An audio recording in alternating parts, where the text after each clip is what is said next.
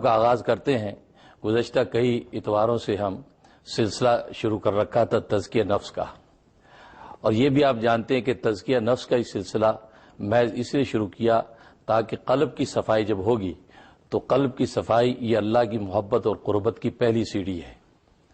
کیونکہ دل ہی وہ مقام ہے کہ جس میں انسانیت کا جوہر بند ہے۔ چنانچہ روایات میں آتا ہے کہ جب آدم علیہ الصلوۃ والسلام کا پتلا تیار کیا گیا تو ابلیس نے آ کے اس پتلے کا معائنہ کیا اور ناک کے راستے سے اس پتلے کے اندر داخل ہوا۔ جب باہر نکلا ہے تو اس نے قہقہ لگایا، تو ملائکہ نے پوچھا کہ کیا بات ہے؟ کہا کہ اس بات پہ میں ہنستا ہوں کہ اللہ تبارک و تعالی نے جو یہ پتلا تیار کیا ہے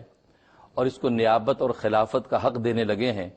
یہ پتلا اس کا اہل نہیں ہے، اس لیے کہ اس کا تو پیٹ ایک جوف ہے،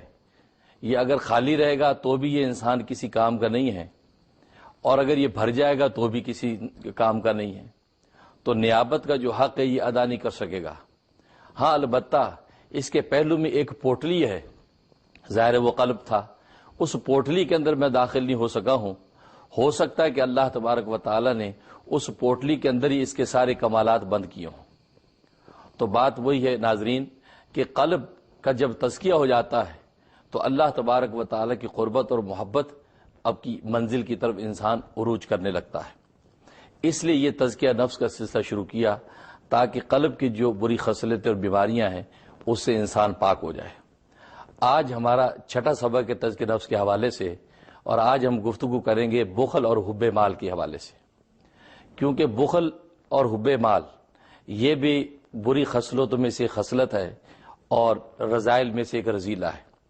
چنانچہ صوفیہ اکرام اس بات پر مجاہدہ ریاضت کرواتے ہیں کہ انسان کا قلب جو ہے وہ اس بخل سے پاک ہو جائے، کیونکہ حدیث میں آتا ہے کہ بخل سے بچو، اس لیے کہ اس بخل نے پہلی امتوں اور قوموں کو برباد کر دیا ہے۔ بخل کہتے ہیں کنجوسی کو۔ اصطلاح میں بخل کا معنی یہ ہے کہ جہاں شریعت مال خرچ کرنے کا حکم دے یا مروت تقاضا کرے کہ انسان یہاں مال خرچ کرے، وہاں جب انسان مال خرچ نہیں کرتا تو یہ بخل کہلاتا ہے۔ اس لیے اللہ تبارک و تعالیٰ کا ارشاد ہے کہ جو شخص اللہ کی دی ہوئی نعمت میں سے خرچ نہیں کرتا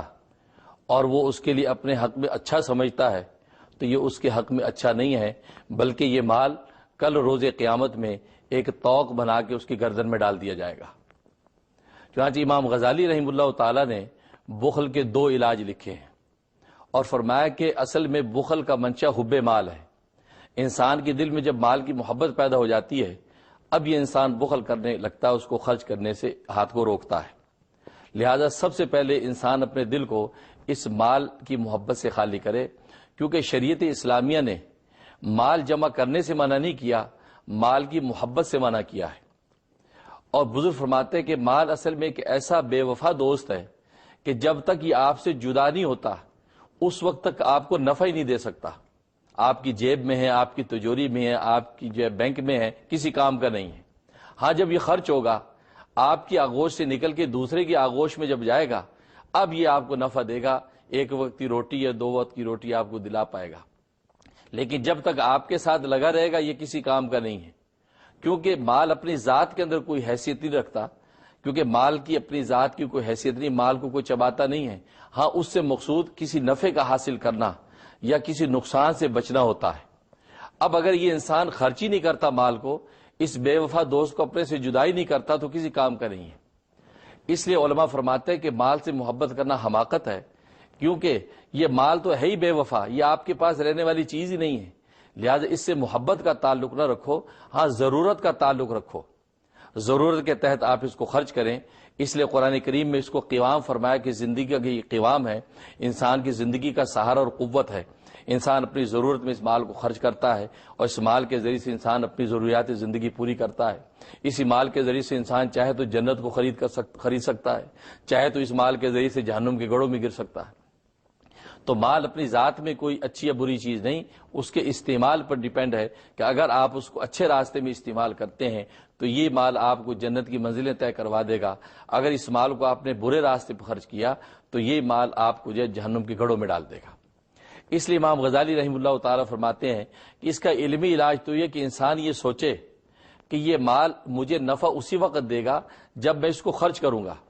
اس بے وفا دوست کو جب تک اپنے سے جدا نہیں کروں گا یہ آپ کو نفع نہیں دے گا.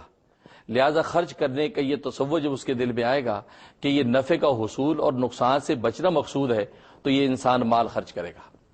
اور عملی علاج یہ ہے کہ اپنے نفس اور مجاہدہ کر کے یہ مال کو خرچ کرے,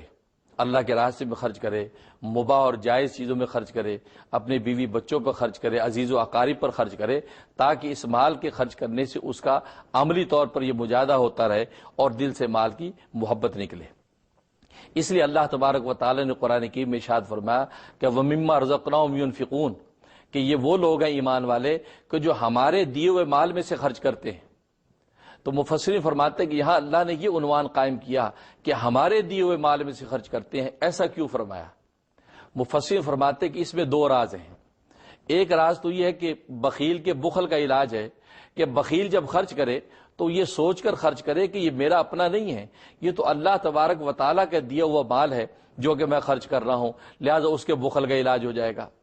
جیسے کہ ایک بینک کا کیشیئر ہے, صبح سے شام تک چیک کیش کر کر کے دے رہا ہے, ملین ڈالر سارا دن دیتا ہے, کبھی اس کو یہ ملال نہیں ہوتا کہ میں نے اتنا مال دے دیا ہے, وہ یہ سوچتا ہے کہ انہی کا مال تھا انہی کو دے دیا ہے. بالکل اسی طریقے سے بخیل یہ سوچے کہ اللہ تبارک و تعالیٰ کا دیا ہوا مال تھا جو میں نے اللہ کے راستے میں خرچ کر دیا ہے. اور دوسرا اس میں سخی کی سخاوت پر ناز کرنے سے یہ ممانعت ہے کہ سخی جب اللہ کے راستے میں مال خرچ کرتا ہے تو وہ یہ نہ سوچے کہ میں نے اپنی جیب سے کوئی مال خرچ کر کے اللہ تبارک و تعالیٰ پر احسان کیا ہے, بلکہ وہ یہ سوچے یہ تو اللہ ہی کا دیا ہوا تھا, یہ اللہ کی توفیق تھی کہ میں نے اللہ کے راستے میں اس کو خرچ کر دیا ہے اور خیر کے راستے میں مال میرا خرچ ہوا, تو وہ یہ قابل شکر ہوگا, قابل فخر نہیں ہوگا. تو گویا کہ بخل کا علاج اور سخاوت پر ناز سے ممانع اس نے متعین کی گئی ہے. اس لیے امام غزالی فرماتے ہیں کہ مجاہدہ کر کے مال جب انسان خرچ کرے گا تو اس سے یہ ہے کہ انسان کے دل سے مال کی محبت نکلے گی اور اس کے بخل کا علاج ہو جائے گا. تو ناظرین, آج کا سبق یہی ہے کہ جہاں شریعت کا تقاضا ہو, جہاں مروت کا تقاضا ہو, وہاں مال خرچ کرے اور بیجا فضول خرچی سے اجتناب کرتا رہے. تو ناظرین, آج کے یہ سبق تھا. اب انشاءاللہ